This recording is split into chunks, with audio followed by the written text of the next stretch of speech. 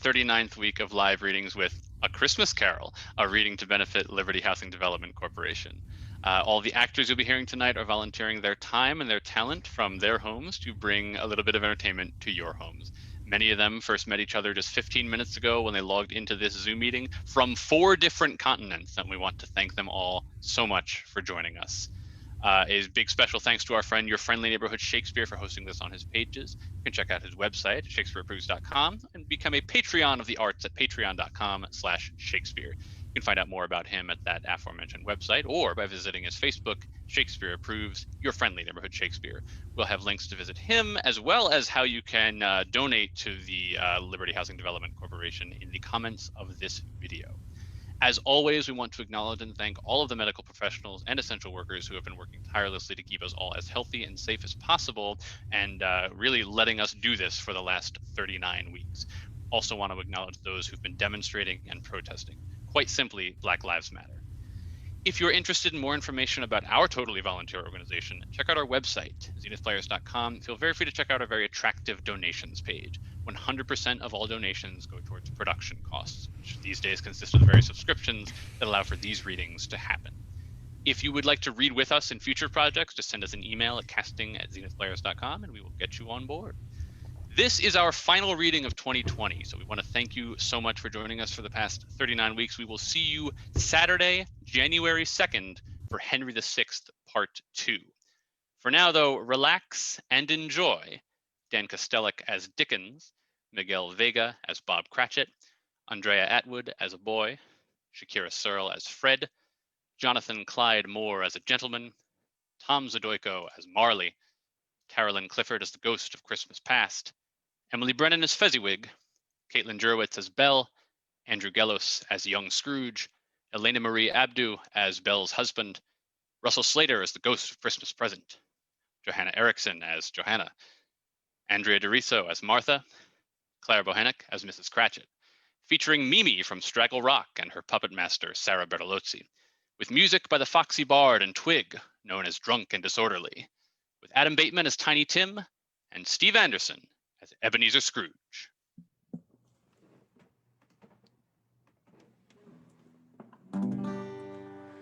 Hark the herald angels sing, glory to the newborn King.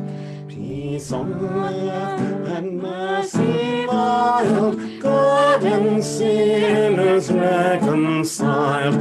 Joyful glory, nations rise, join the triumph on the skies. With angelic host proclaim, Christ is born in Bethlehem. Hark the herald angels sing, glory to the newborn King. Marley was dead to begin with.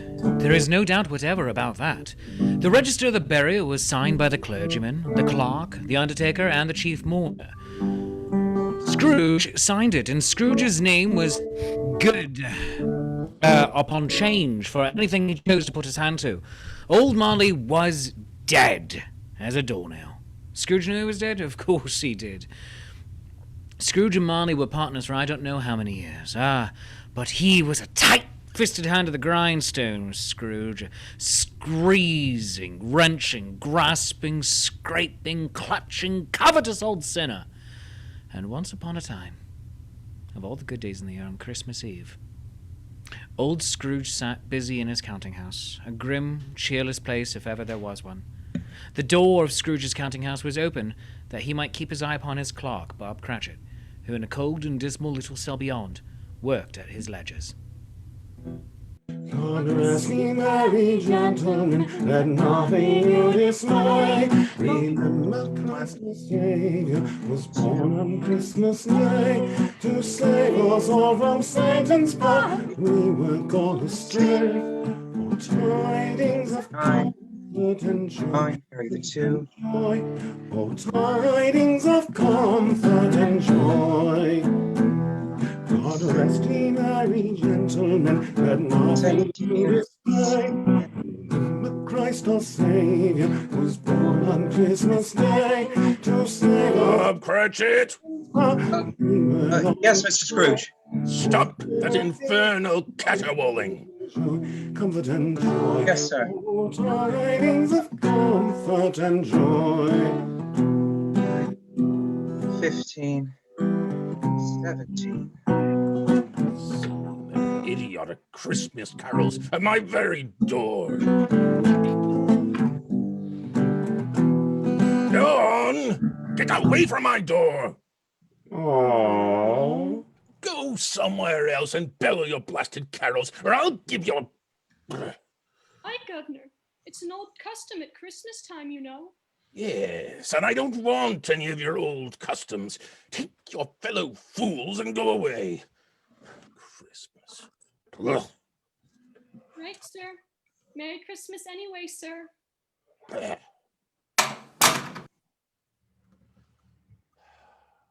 Now, you get that letter from Higgins and Blackthorn, Cratchit, and then I want you to finish posting this ledger, and after that you can pop over to Parthergill's. And tell Ephraim Parthergill you've come after the 17 shillings and sixpence he's owed me since Michaelmas. And tell him I shall have a constable over there if he doesn't pay up at once. Mr. Parthergill's wife has been ill, sir. Oh, what do I care about his wife? I want my 17 and 6. I just thought, it being Christmas, sir. Christmas. Christmas.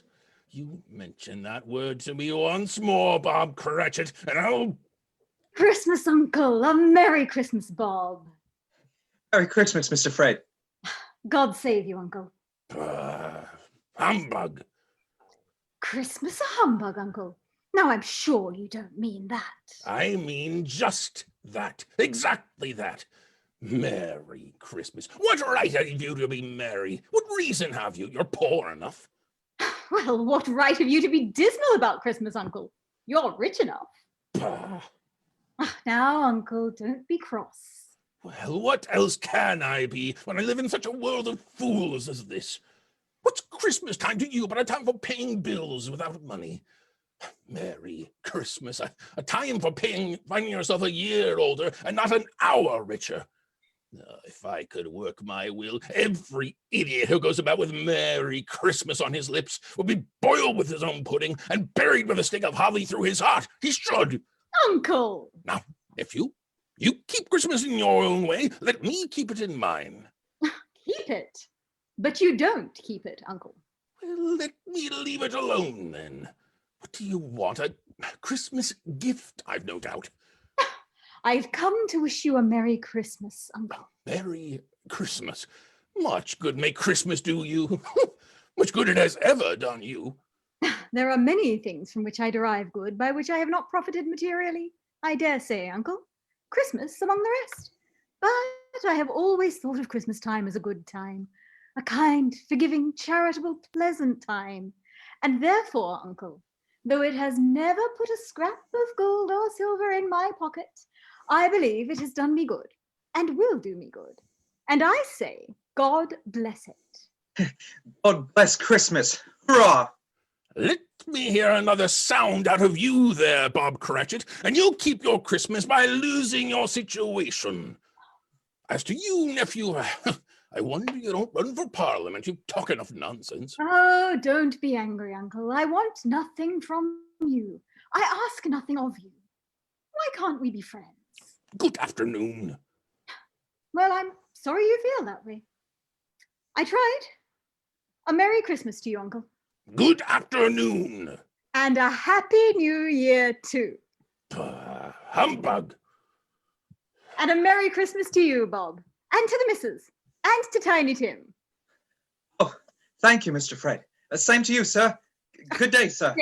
Good day, Bob. Nonsense. Twaddle flummery.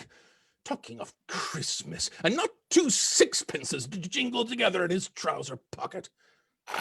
Hey, you there, Bob Cratchit, come here. What are you doing there? I was only putting a bit more coal in the fire, Mr. Scrooge. Seeing it's so cold in there, sir. You put that coal back in the scuttle. A fire. Fire indeed. I can tell you, if you use coal at that rate, you and I will soon be parting company, Bob Cratchit. You understand that? There's many a young fellow would like your situation, you know. I'm sorry, sir. My fingers were getting a little stiff. Then put on your mittens. Now, there's someone at the door. Go on, see who it is. Yes, sir. Good afternoon, sir. Good afternoon. This is the firm of Scrooge and Marley. Yes, sir. I should like to see the head of the firm, if I may. Oh, very good, sir. Well, what is it? A gentleman to see you, Mr. Scrooge. Have I the pleasure of addressing Mr. Scrooge or Mr. Marley? Mr. Marley has been dead these 7 years. 7 years tonight. I'm Scrooge. Well, now, Mr. Scrooge, at this season of the year, it's only fitting that we, who are more fortunate, should raise a fund to buy the poor some meat and drink and means of warmth. You may not believe it, sir, but many thousands are now in want of common necessities. Oh, and hundreds of thousands are in want of the simplest of comforts. Are there no prisons? Well, there are plenty of prisons, sir. And the workhouses, they're still in operation, I trust. I wish I could say they are not, but they are, sir. The treadmill and the poor law are in full vigor, then? Both very busy, sir. Ah, I'm glad to hear that. I was afraid from what you said at first, something had occurred to stop them in their useful course. No, sir, all these institutions that you mention are flourishing, but it's nevertheless true that some additional provision for the poor and the destitute must be made. A few of us, upon change, are endeavoring to raise such a fund, you see, and what shall I put you down for? Nothing. Oh, I see. You wish to be anonymous, sir. I wish to be left alone. I don't make merry myself at Christmas time. I can't afford to help make a lot of idle people merry. I help to support the establishments that take care of the poor. They cost enough. Let those who are badly off go there. Many can't go there, sir, and many would rather die. Then my advice to them is to do so and decrease the surplus population. Besides, I have only your word for it that all this is so. Well, it's the truth, Mr. Scrooge. Well, so be it then. It's not my business. It's enough for a man to take care of his own business and not interfere with other people's. Mine occupies me constantly. Good afternoon, sir. I quite understand, Mr. Scrooge. Good afternoon. Cratchit, show this gentleman out. Yes, sir. This way, sir, please. Sir, I couldn't help overhearing. I should like to contribute tuppence. Cratchit? Yes, sir. It isn't much, but it's all I can afford. But there are others in worse situation than I. You're a generous fellow. I wish I might say so of your employer. Cratchit! Yes, sir. Good afternoon, sir. Good afternoon. Cratchit! Merry Christmas. Merry Christmas. Yes, sir. Close the door. Yes, sir.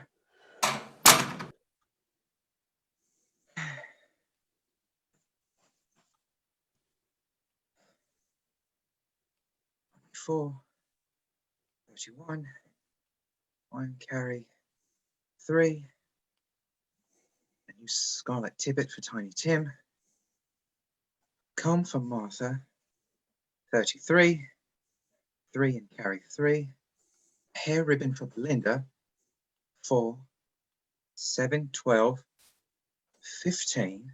Cratchit! Yes, sir. Yes, sir. It's too late to have you go to Parthagil's. It'll be closed up for Christmas, like these other fools. We may as well close the place up now. Yes, sir. It is getting a little dark. Hard to see the figures. I suppose you want the entire day tomorrow? It's quite convenient, sir. It's not convenient. It's not fair either. I suppose I can't do anything about it. If I was to stop half a crown of your wages, you'd think yourself very ill-used, I'll be bound. Oh, sir, But you don't think me ill-used when I pay a day's wages for no work. it's only once a year, sir. Once a year. Once a year, indeed. A fine excuse for picking a man's pocket every 25th of December. But I suppose there's no good talking. You must have the whole day. Well, see that you're here all the earlier the next morning. You understand? Oh, I will, sir. Will indeed. Good night, sir. And Merry Christmas. Bah. Merry Christmas. Bah! Deck the halls with boughs of holly, fa la la la la la la la la. The office was closed in a twinkling, and Bob Cratch, the long ends of his white comforter dangling below his waistful, he boasted no greatcoat, went down a slide on Cornhill 20 times in honour of its being Christmas Eve, and then ran home to Camden Town as hard as he could pelt to play with his family at blind man's buff. Scrooge, on the other hand, took his melancholy dinner in his usual melancholy tavern, having read all the newspapers and spent the rest of the evening with his banker's book, went to his dismal house. Darkness is cheap, and Scrooge liked it. The yard was so dark that even Scrooge, who knew its every stone, had to grope with his hands through the fog and the frost to find the door. Scrooge walked through his rooms to see that all was right. Sitting room, bedroom, lumber room, all as they should be. Nobody on the table, nobody under the sofa, nobody under the bed, nobody in the closet. Close the door. He locked himself in. He double-locked himself in. He took off his cravat, put on his dressing gown and his slippers and his nightcap, and sat down before the fire to take his gruel.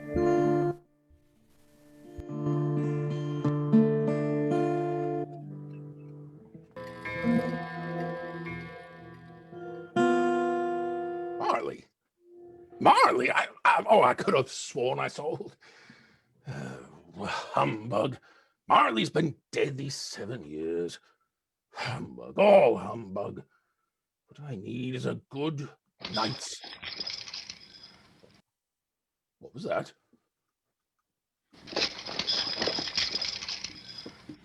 Someone's in the wine cellar.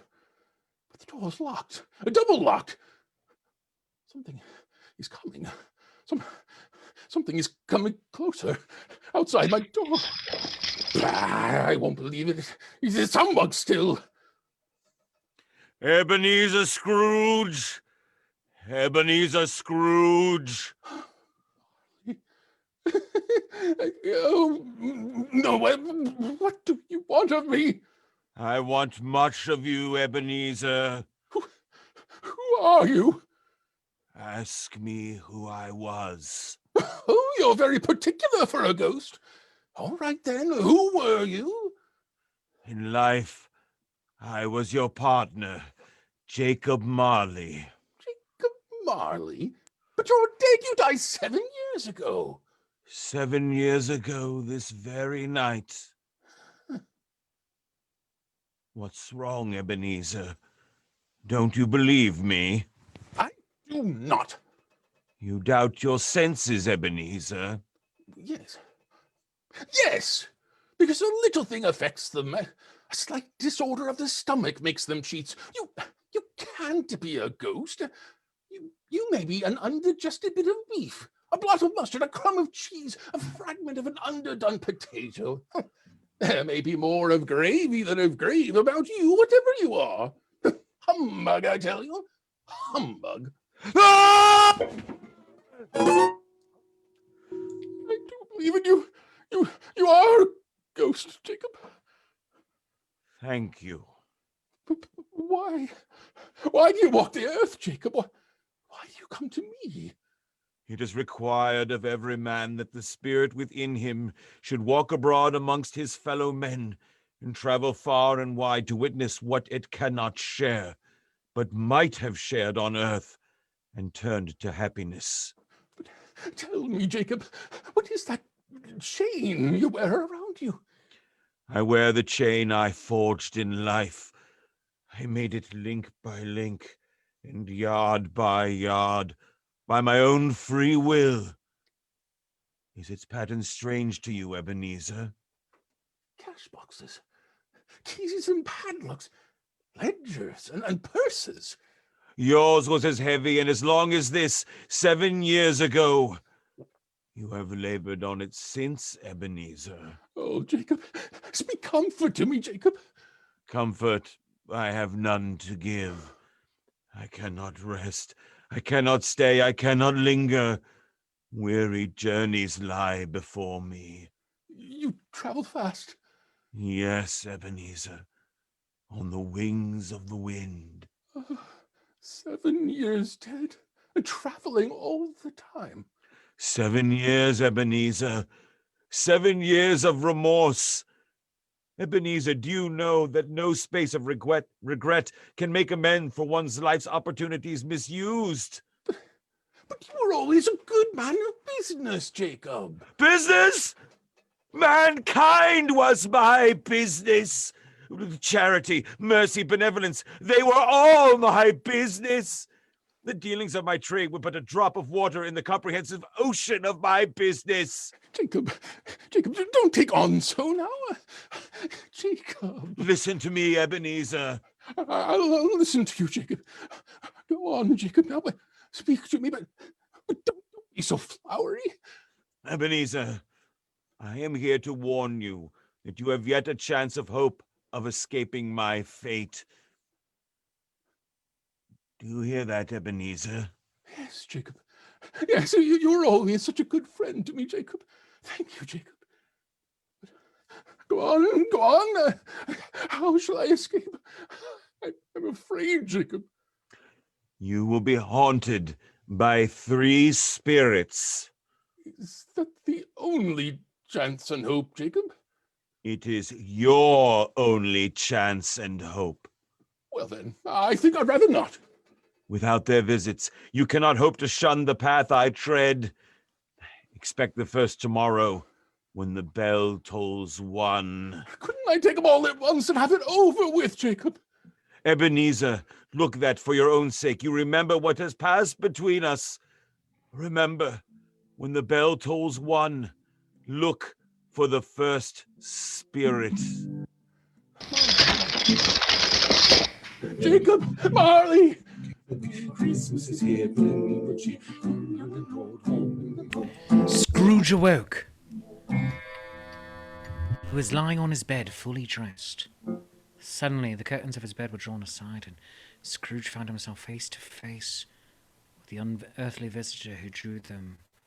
As close to it as I am to you now, and I'm standing in the spirit at your elbow. It was a strange figure, like a child, yet not so like a child as like an ancient spectre. Its hair, which hung about its neck and down its back, was white as if with age, and yet the face had not a wrinkle in it, and the tenderest bloom was on the skin. The arms were long and muscular, the hands the same, as if its hold were of uncommon strength. Ebenezer Scrooge. Who's that? Ebenezer Scrooge, I have come for you. You... are you the spirit whose coming was foretold me? I am that spirit. What are you? I am the ghost of Christmas past. Long past? No, your past. But what do you want of me? What brings you here to haunt me? Your welfare, Ebenezer Scrooge. Rise and walk with me. No! Not out the window. I can't do that. I'll fall. I'm not a spirit. I'm mortal. I will fall. Bear but a touch of my hand upon your heart, and you shall be upheld in more than this. Come, follow me. Where are we? What's become of the city? There's snow. There's snow upon the ground. Where are we? These are the shadows of things that have been. You recognize this countryside? Oh, I know every inch of it. Every rock, every tree. And that bleak building over there? That building. I was a boy there. Yes, I went to school in that horrible place. Do you recollect that path? I could walk it blindfold.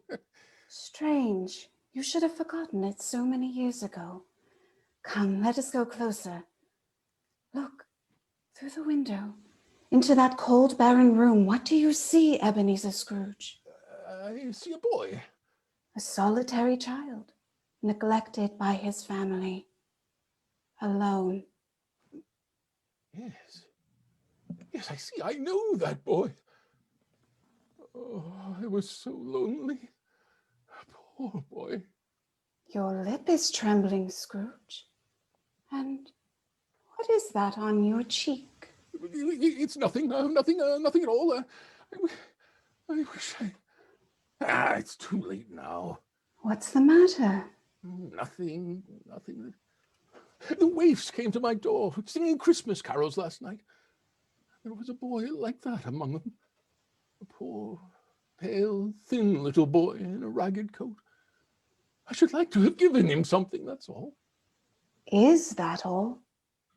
Come, Ebenezer Scrooge, let us see another Christmas. Oh, bring us in good ale, bring us in good ale. For our blessed Lady's sake, bring us in good ale. Oh, bring us in good ale, bring us in good ale. For our blessed Lady's sake, bring us in good ale. Do you know this place, Ebenezer Scrooge? Know it. This is the counting house where I was apprenticed. It's my old master. Bless his heart, old Fezziwig. My master alive again. I'm hosting one of his Christmas parties. Pick up, partners! Listen to him. A corkscrew, thread the needle, and back to your places. And there's Dick Wilkins. Oh, poor Dick. Dear. Yes, and look, there's Mrs. Fezziwig herself, looking younger than any of them. And the tables are all loaded with roasts and cider, mince pie and beer. Oh, what a jolly time we used to have. That carefree young man with the light heart and the gay smile, do you recognize him? Yes, merciful heaven. How happy I was then. A small matter for old Fezziwig to make those silly folks so full of joy. Small matter? Small indeed. Isn't it? He has spent only a few pounds of your mortal money. Is that so much that he deserves praise? It's not that. It's not that, Spirit. Old Fezziwig had the power to make us happy or unhappy, to make our service light or heavy. His power was in words and looks, and things so tiny it's impossible to count them up. Oh, the happiness he gave is quite as great as if it cost. What is the matter? Oh. Nothing at all, Spirit. Something, I think. No. Speak. Only, it's just I would like to be able to say a word or two to my clerk, Bob Cratchit. That's all. O'er the hills and o'er the main, to Flanders, Portugal and Spain, the King commands and we'll obey, over the hills and far away. My time grows short, and we have yet another journey to make. Where now? Come. This is our last visit to the past, Ebenezer. Here, in this little room, with a fair young girl by your side. Do you recognize yourself, Ebenezer? No, spare me this. You're older now, a man in the prime of life. Your face has begun to wear the signs of care and avarice. Your eyes are greedy, the eager, restless eyes of a miser. No, no, please. She knows it too. That girl by your side, there are tears in her eyes. It matters little to you. Very little, I know that. Belle, have I changed toward you? When we were engaged, we were both poor. Was it better then? Better to be poor? Better at least to be happy. You're changed. You were another man then. I was a boy. You blame me because I've grown wiser? Have I ever tried to break our engagement? In words, no, never. In what then? In a changed nature, in an altered spirit, in everything that made my love of any value in your sight. So I release you from your promise. Belle? Oh, at first it may cause you pain to lose me. A very brief pain, but soon it will be dim like a half-remembered dream, an unprofitable dream. And you will be glad to be awake from such a dream. May you be happy in the life you have chosen, Ebenezer, for the love of whom you once loved. That's enough. Show me no more. Take me home. These were the shadows of things that have been. That they are what they are. Do not blame me. No, no more. No more. One shadow more. Come. Princesses went out on the feast of Stephen, and the snow lay round about, thick and crisp and even. Do you see this man, Ebenezer Scrooge? This man might have been you, and the woman beside him your wife. And that girl might have been your daughter. Ebenezer Scrooge, she might have called you father. She might have been a springtime in the haggard winter of your life. Spirit, let me go. Show me no more. Listen now while they speak, Ebenezer. Belle, I saw an old friend of yours today. Who was it? Guess. How can I? Oh, I know. Mr. Scrooge. Mr. Scrooge it was. I passed his office window. It wasn't shuttered. There was a candle inside, so I couldn't help seeing him. His partner Marley lies at the point of death, I hear. And there Scrooge sat, all alone. Quite alone in the world, I do believe.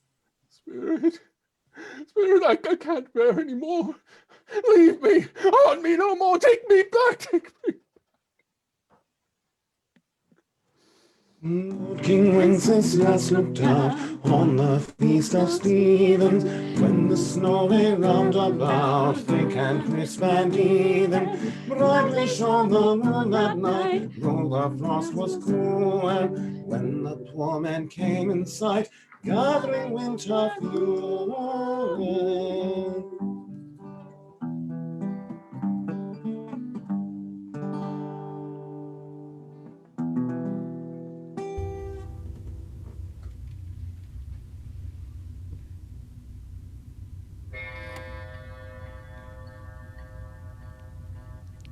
On the stroke of 1, Scrooge awakened suddenly and sat bolt upright in his own bed.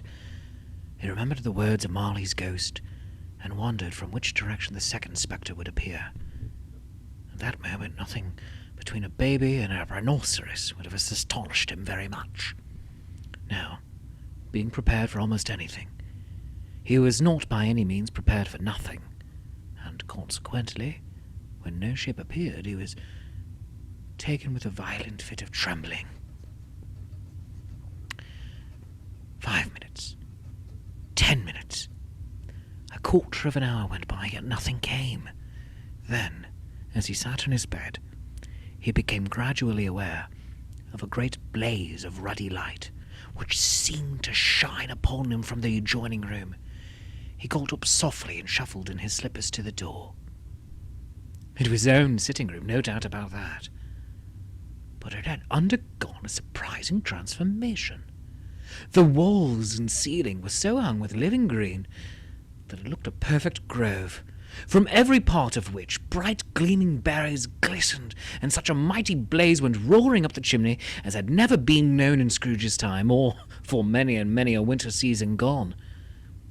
Heaped upon the floor to form a kind of throne were turkeys, geese, game, poultry, great joints of meat, sucking pigs, long wreaths of sausages, mint pies, plum puddings, barrels of oysters, red-hot chestnuts, and seething bowls of punch that made the chamber dim with a delicious steam.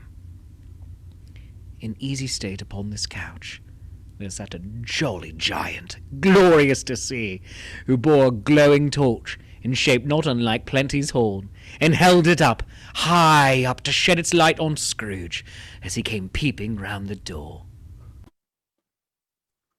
Come in. Come in, Ebenezer Scrooge, and know me better, man.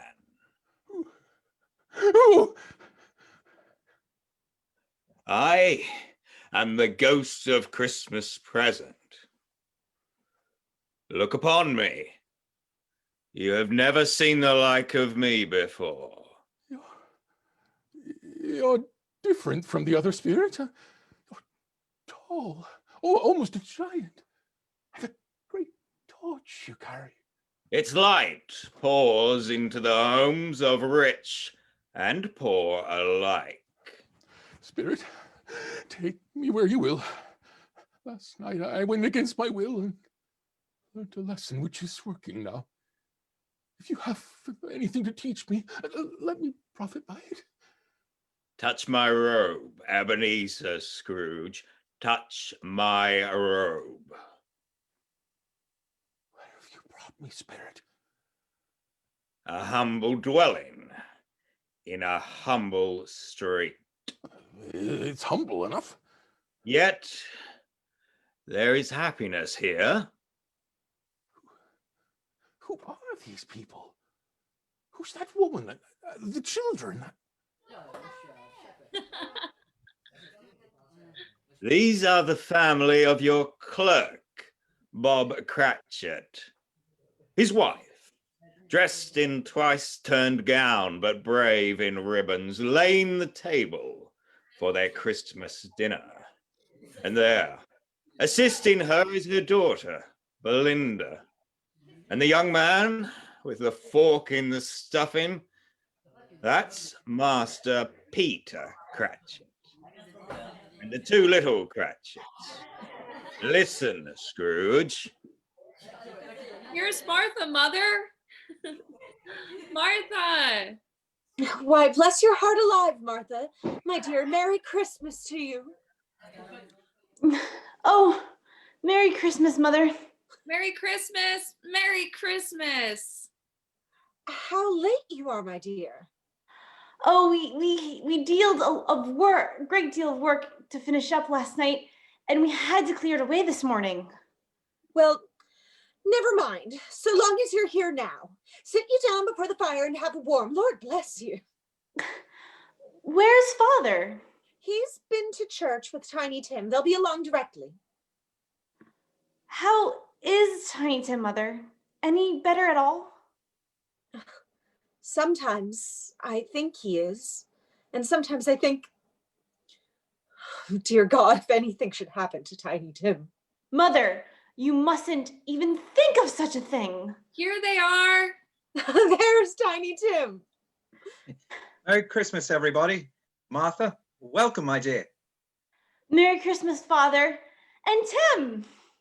Merry Christmas, Martha. Oh, Tim, you darling. Oh, Father, I'm so glad to be home. We're so glad to have you, Martha. And how did little Tim behave in church, Bob? Oh, as good as gold, and better. I like church, Mother. Oh, they sang the nicest songs. I hope the people saw me there. Saw you there? And why, Tim? Well, don't you see? Because I'm lame, and if they saw my crutch, it might be pleasant for them to remember on Christmas who it was that made lame beggars walk and blind men see. Oh, bless you, my son. Are we ready to eat, Mother? Come on, let's eat. Let's eat. Yes, Yes, children, we're all ready. Come, take your places now. And Bob, wait your turn, there's plenty. Stuffing and dressing and plum pudding for all of you. Martha, you take care of Tiny Tim. Yes, Mother. You see that he eats plenty. He must get tall and well. Now, sit down, everyone. Now, my dears, shall we say grace? Dear, tell me if Tiny Tim will live. I see a vacant seat in the poor chimney corner, and a crutch without an owner, carefully preserved. Oh, no. No, kind spirit. Say he'll be spared. Say he'll live.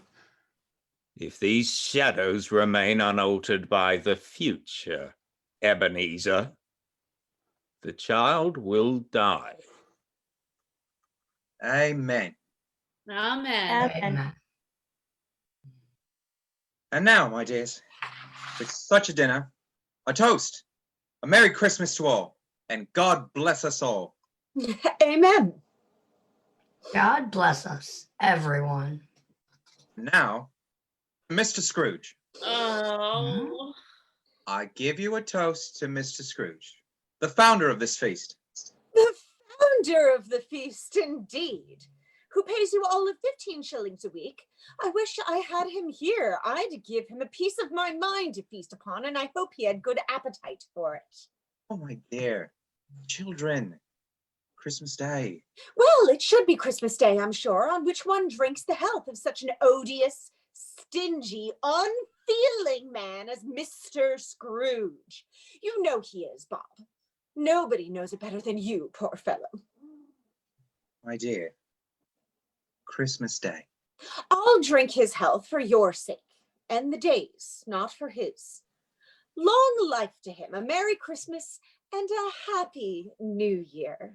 He'll be very merry and very happy, I have no doubt. And I say, God bless him too, Mother, and everyone.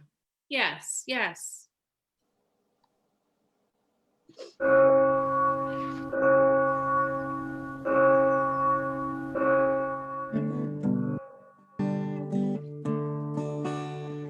Come, ye faithful, joyful and triumphant, come ye, oh come ye to Bethlehem. Come and behold him, born the King of ages. Oh come, let us adore him.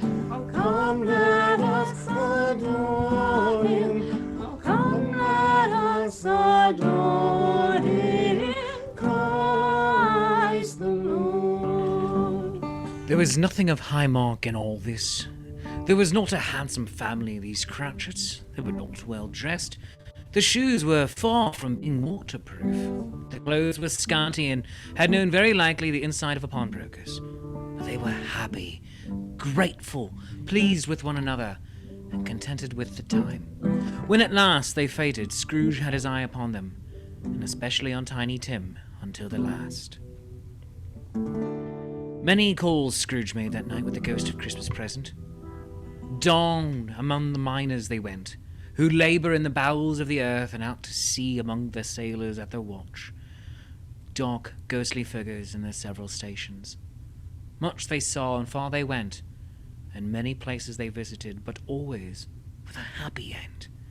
The spirit stood beside sick beds, and they were cheerful on foreign lands, and they were close at home by poverty, and it was rich. In almshouse, hospital, and jail, were vain man in his little breath of thought he had not made fast the door, and bar the spirit out. The spirit left his blessing. It was a long night, if it was only a night, and it was strange, too, that while Scrooge remained unaltered in his outward form, the ghost grew older, clearly older. My life upon this globe is very brief, Ebenezer. It ends tonight. Tonight? Tonight at midnight. Ah. The hour has come.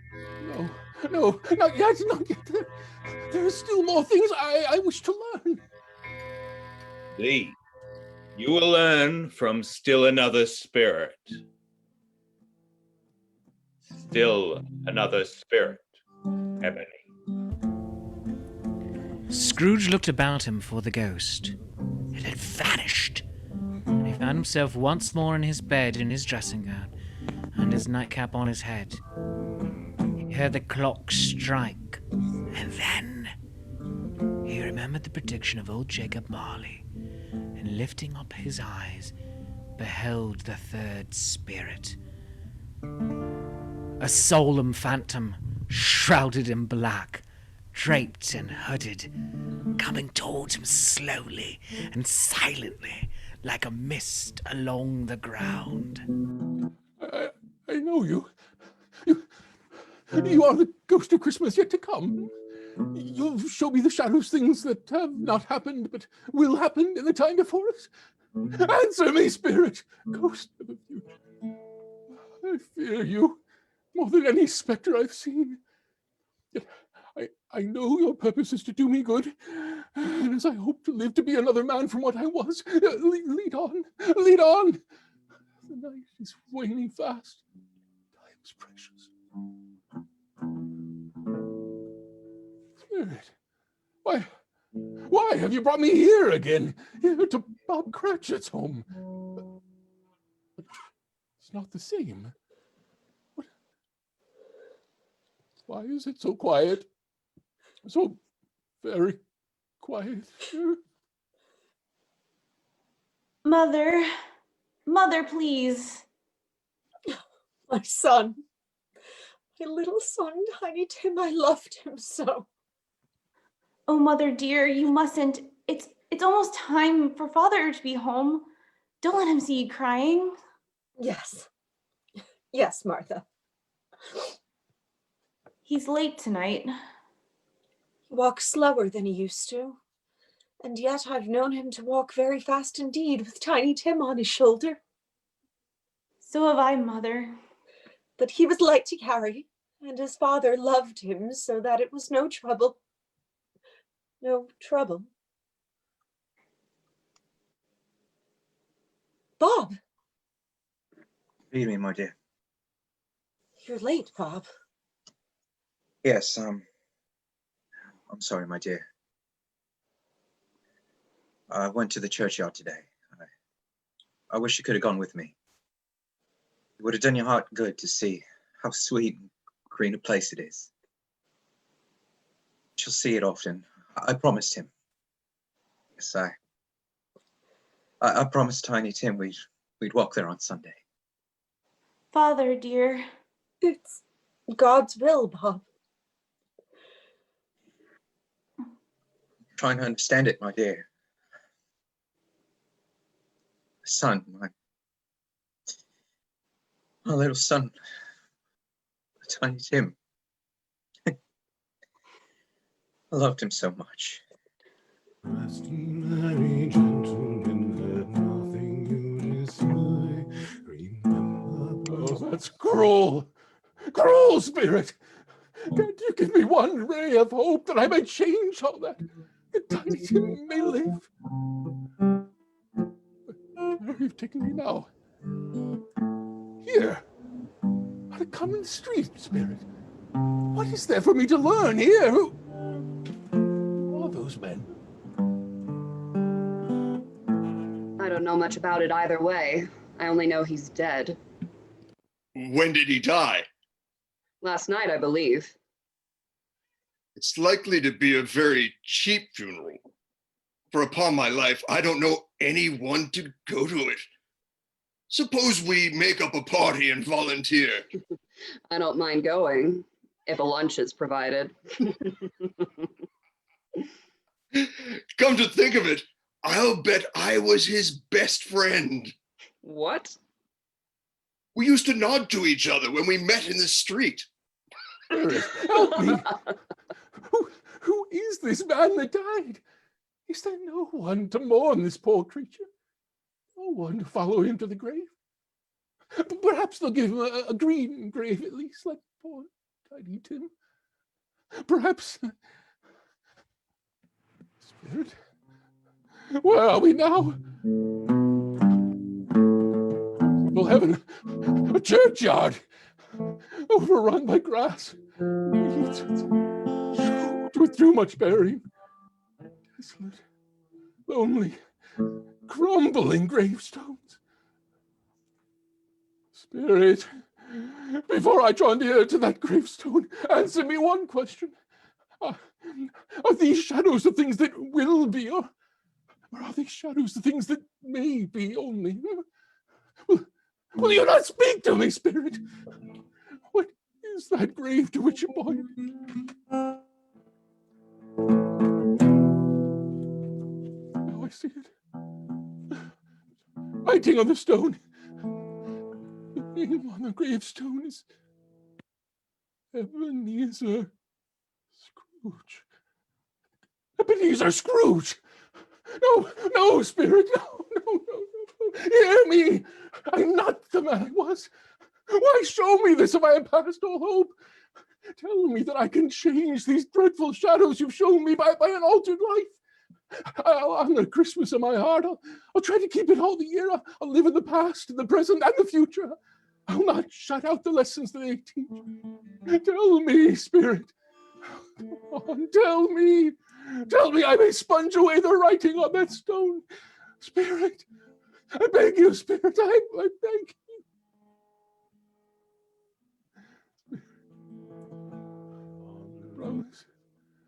I promise on my knees, I promise. What's this? It's my own drape.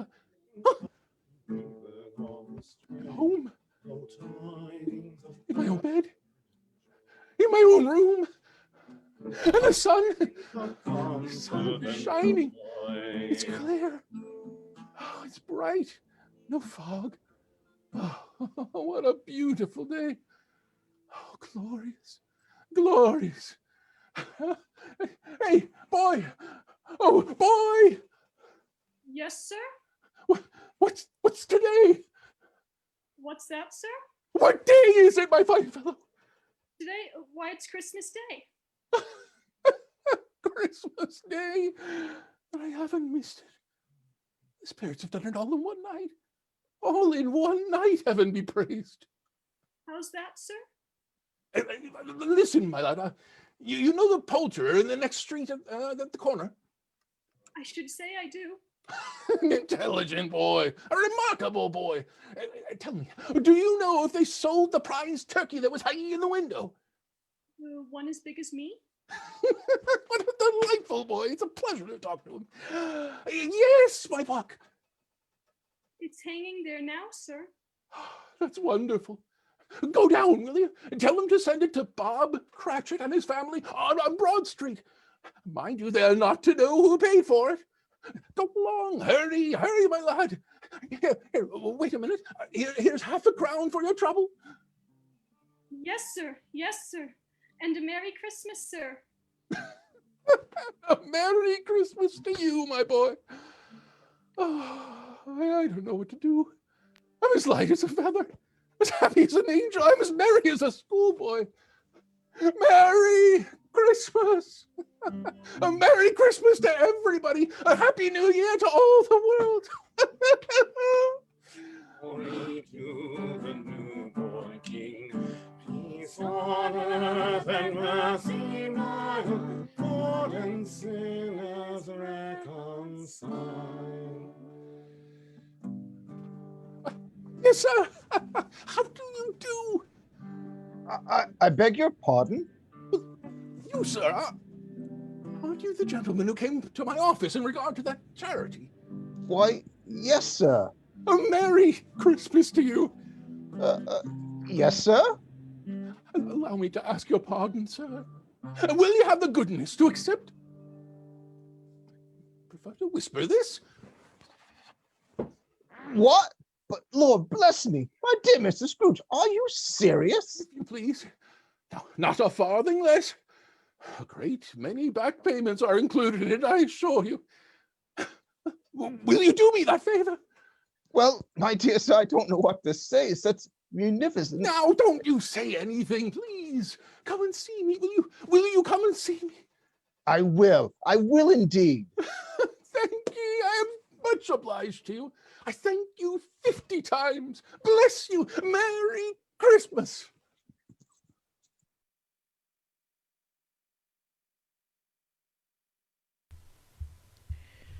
The next morning, Scrooge was early at his office.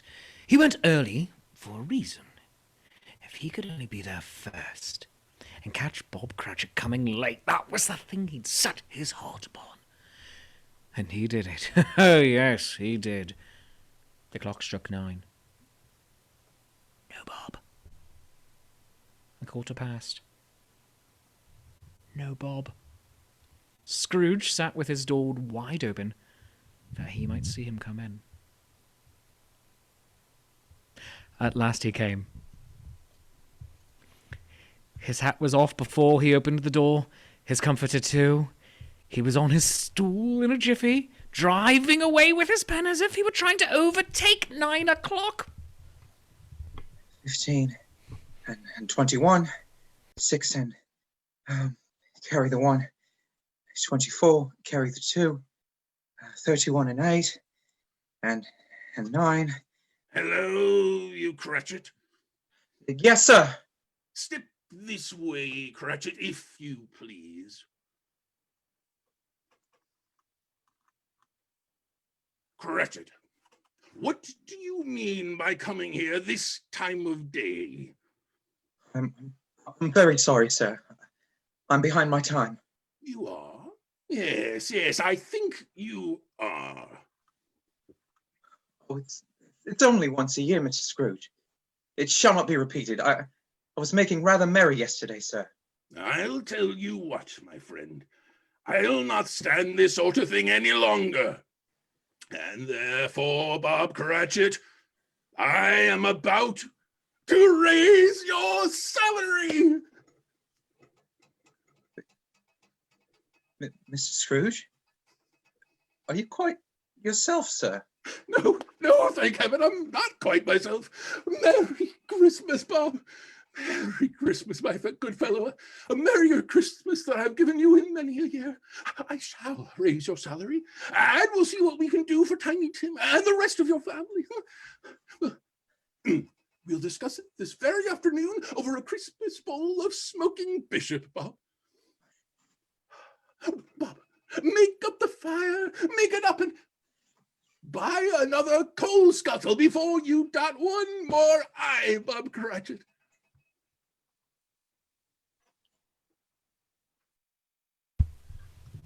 Scrooge was better than his word. He did it all and infinitely more. To Tiny Tim, who did not die, he was his second father. He became as good a friend, as good a master, and as good a man as the good old city knew, or any other good old city, town, or borough in the good old world. Some people laughed to see the alteration in him, but he let them laugh, and little heeded them. His own heart laughed, and that was quite enough for him. He had no further intercourse with spirits, but lived upon the total abstinence principle ever afterwards, and it was always said of him that he knew how to keep Christmas well, if any man alive possessed the knowledge. May that be truly said of us, all of us. And so, as Tiny Tim once observed, God bless us. God bless us, everyone. Joy to the world, the Lord is come. May earth receive her King.